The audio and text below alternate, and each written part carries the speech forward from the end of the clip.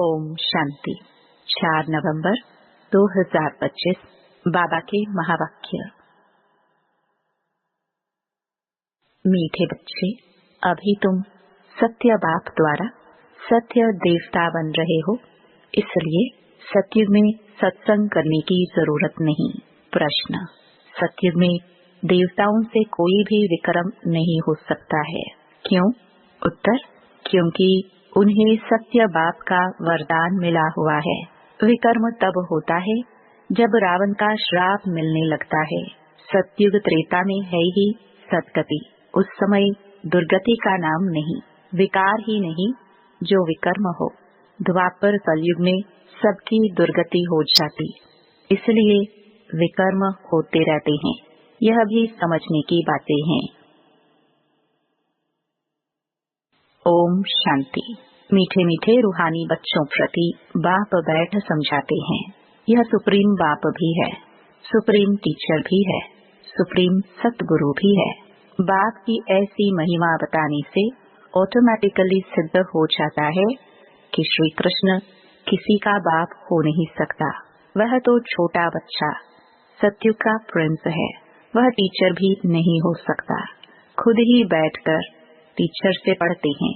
गुरु तो वहाँ होता नहीं, क्योंकि वहाँ सब सदगति में है। आधा कल्प है सदगति, आधा कल्प है दुर्गति, तो वहाँ है सदगति। इसलिए ज्ञान की वहाँ दरकार नहीं रहती। नाम भी नहीं है, क्योंकि ज्ञान से 21 जन्मों के लिए सदगति मिलती है। फिर द्वापर से कलयुग अंत तक है दुर्गति, तो श्री कृष्ण फिर द्वापर में कैसे आ सकता? यह भी किसको ध्यान में नहीं आता है। एक एक बात में बहुत ही गुह्य राज भरा हुआ है, जो समझाना बहुत जरूरी है। वह सुप्रीम बाप सुप्रीम टीचर है। अंग्रेजी में सुप्रीम ही कहा जाता है। अंग्रेजी अक्षर कुछ अच्छे होते हैं, जैसे ड्रामा अक्षर है। ड्रामा को नाटक नहीं कहेंगे, नाटक में तो अदली बदली होती है। यह सृष्टि का चक्र फिरता है, ऐसे कहते भी हैं, परंतु कैसे फिरता है?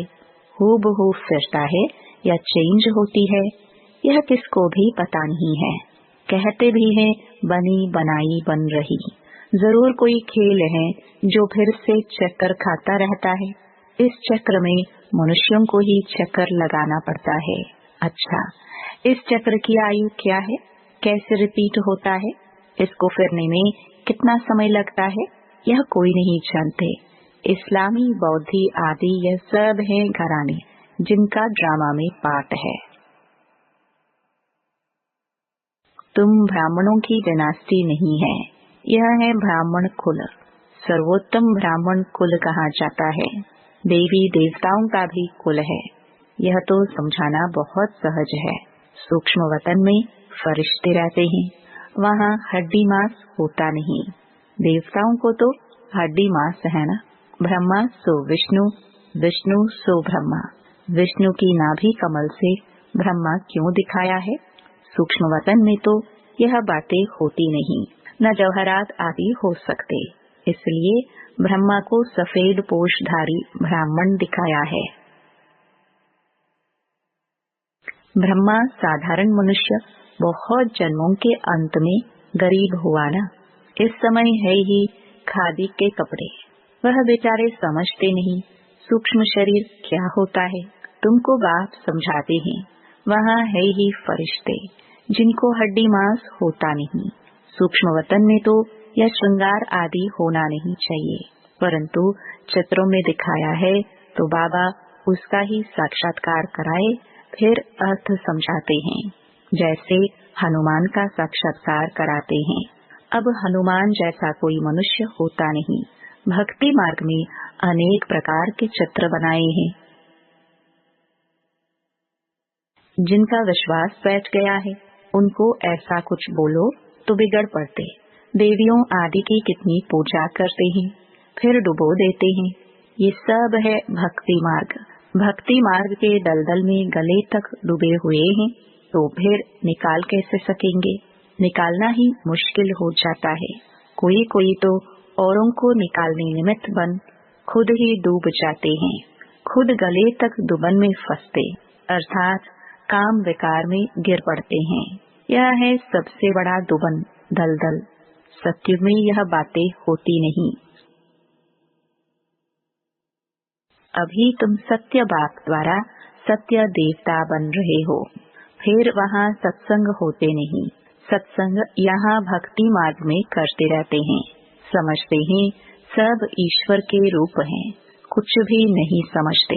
बाप बैठ समझाते हैं कलयुग में है सब पापात्माएं, सतयुग में होते हैं पुण्य आत्माएं। रात दिन का फर्क है, तुम अभी संगम पर हो। कलयुग और सतयुग दोनों को जानते हो। मूल बात है इस पार से उस पार जाने की। क्षीर सागर और विषय सागर का गायन भी है, परंतु अर्थ कुछ नहीं समझते। अभी बाप बैठ कर्म अकर्म का राज समझाते हैं। कर्म तो मनुष्य करते ही हैं, फिर कोई कर्म अकर्म होते हैं, कोई विकर्म होते हैं। रावण राज्य में सब कर्म विकर्म हो जाते हैं। सतयुग में विकर्म होता नहीं, क्योंकि वहाँ है राम राज्य। बाप से वरदान पाए हुए हैं। रावण देते हैं श्राप। यह सुख और दुख का खेल है ना। दुख में सब बाप को याद करते हैं, सुख में कोई याद नहीं करते। वहाँ विकार होते नहीं। बच्चों को समझाया है, सैपलिंग लगाते हैं। यह सैपलिंग लगाने की रस्म भी अभी पड़ी है। बाप ने सैपलिंग लगाना शुरू किया है। आगे जब ब्रिटिश गवर्नमेंट थी तो कभी अखबार में नहीं पढ़ता था कि झाड़ों का सैपलिंग लगाते हैं। अब बाप बैठ देवी देवता धर्म का सैपलिंग लगाते हैं और कोई सैपलिंग नहीं लगाते। बहुत धर्म है, देवी देवता धर्म प्रायलोप है। धर्म भ्रष्ट कर्म भ्रष्ट होने के कारण नाम ही उल्टा सुल्टा रख दिया है। जो देवता धर्म के हैं उन्हों को फिर उसी देवी देवता धर्म में आना है। हर एक को अपने धर्म में ही जाना है। क्रिश्चियन धर्म का निकलकर फिर देवी देवता धर्म में आ नहीं सकेंगे। मुक्ति तो हो न सके। हाँ, कोई देवी देवता धर्म का कन्वर्ट होकर क्रिश्चियन धर्म में चला गया होगा तो वह फिर लौटकर अपने देवी देवता धर्म में आ जाएंगे। उनको यह ज्ञान और योग बहुत अच्छा लगेगा। इससे सिद्ध होता है कि यह अपने धर्म का है। इसमें बड़ी विशाल बुद्धि चाहिए, समझने और समझाने की। धारणा करनी है, किताब पढ़कर नहीं सुनानी है। जैसे कोई गीता सुनाते हैं, मनुष्य बैठकर सुनते हैं। कोई तो गीता के श्लोक एकदम कंठ कर लेते हैं, बाकी तो इनका अर्थ हरेक अपना अपना बैठ निकालते हैं। श्लोक सारे संस्कृत में हैं। यहाँ तो गायन है कि सागर को स्याही बना दो, सारा जंगल कलम बना दो, तो भी ज्ञान का अंत नहीं होता। गीता तो बहुत छोटी है, 18 अध्याय हैं। इतनी छोटी गीता बनाकर गले में पहनते हैं।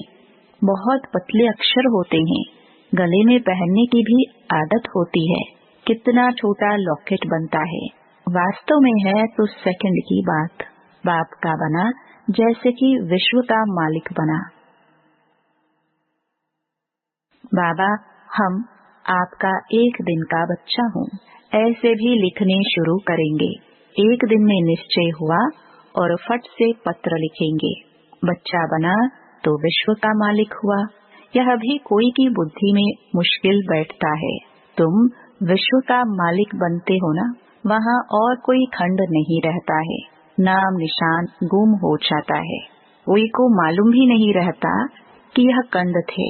अगर थे तो जरूर उनकी हिस्ट्री ज्योग्राफी चाहिए।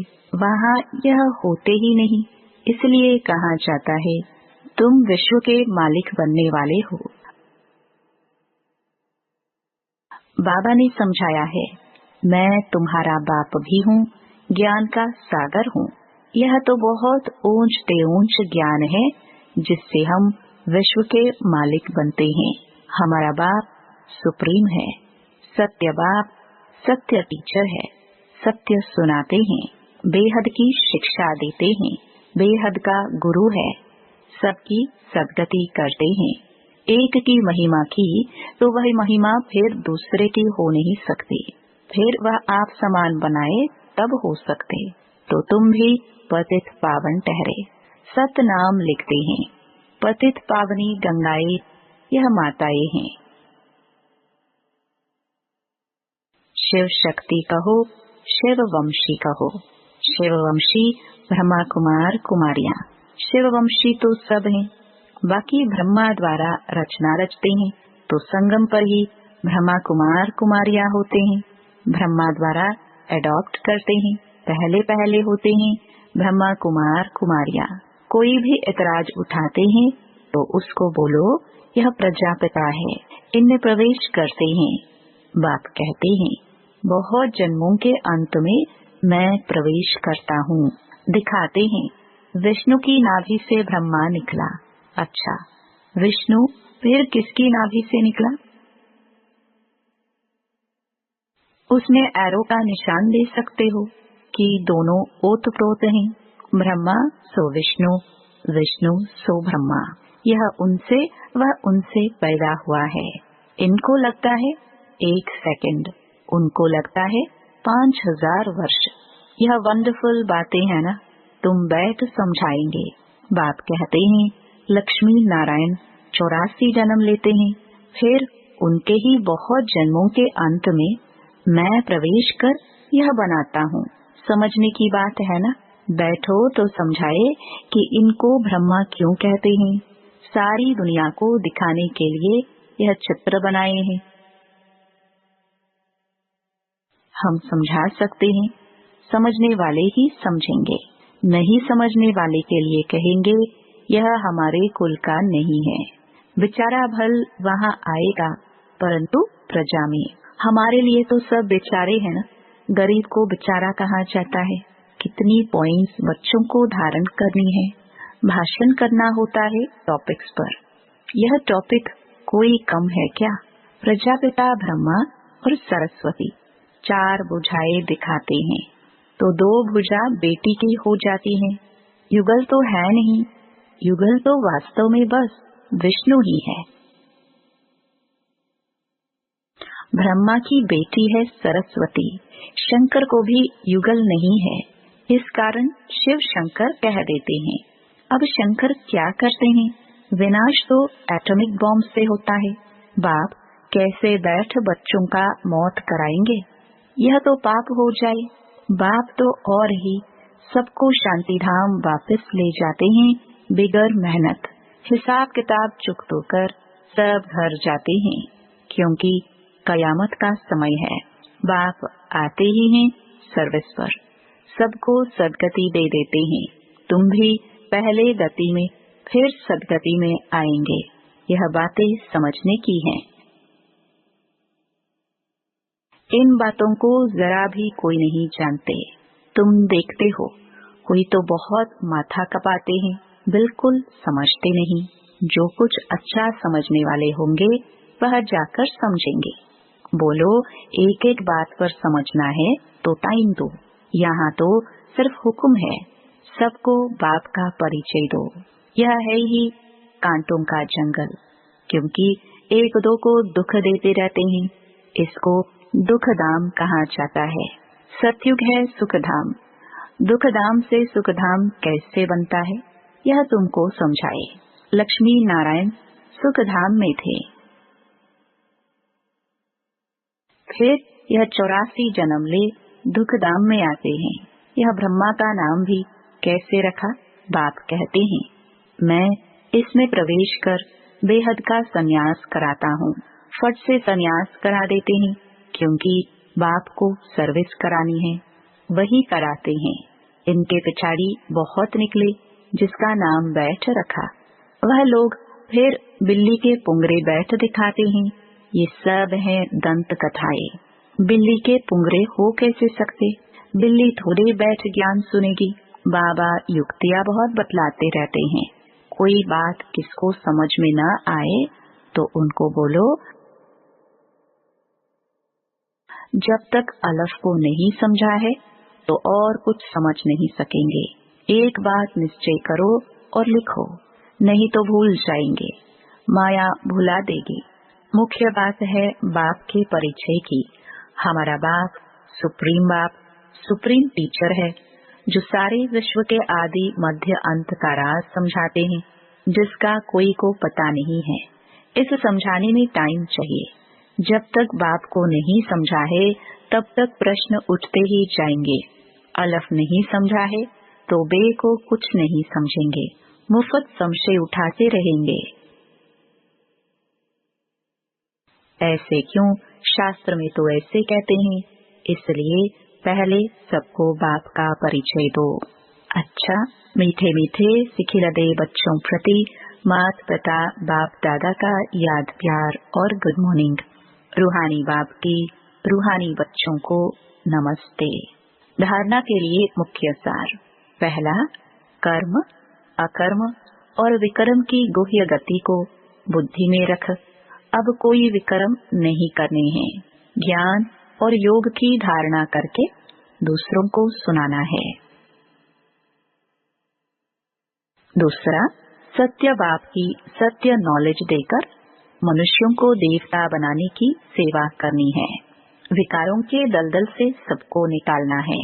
वरदान, अलौकिक नशे की अनुभूति द्वारा निश्चय का प्रमाण देने वाले सदा विजयी भव।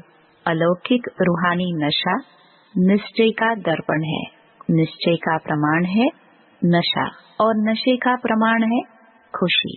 जो सदा खुशी और नशे में रहते हैं, उनके सामने माया की कोई भी चाल चल नहीं सकती। बेफिक्र बादशाह की बादशाही के अंदर माया आ नहीं सकती। अलौकिक नशा सहज ही पुराने संसार व पुराने संस्कार भुला देता है। इसलिए सदा आत्मिक स्वरूप के नशे में, अलौकिक जीवन के नशे में, फरिश्तेपन के नशे में या भविष्य के नशे में रहो तो विजयी बन जाएंगे। स्लोगन, मधुरता का गुण ही ब्राह्मण जीवन की महानता है। इसलिए मधुर बनो और मधुर बनाओ।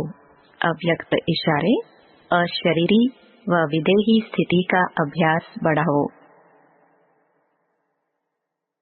जैसे विदेही बाप दादा को देह का आधार लेना पड़ता है बच्चों को विदेही बनाने के लिए, ऐसे आप सभी जीवन में रहते, देह में रहते विदेही आत्मा स्थिति में स्थित हो। इस देह द्वारा करावनहार बन करके कर्म कराओ। करावनहार बन करके कर्म कराओ। यह देह करनहार है, आप देही करावनहार हो। इस स्थिति को विदेही स्थिति कहते हैं। इसी को ही फॉलो फादर कहा जाता है। बाप को फॉलो करने की स्थिति है सदा अशरीरी भव, विदेही भव, निराकारी भव। ओम शांति।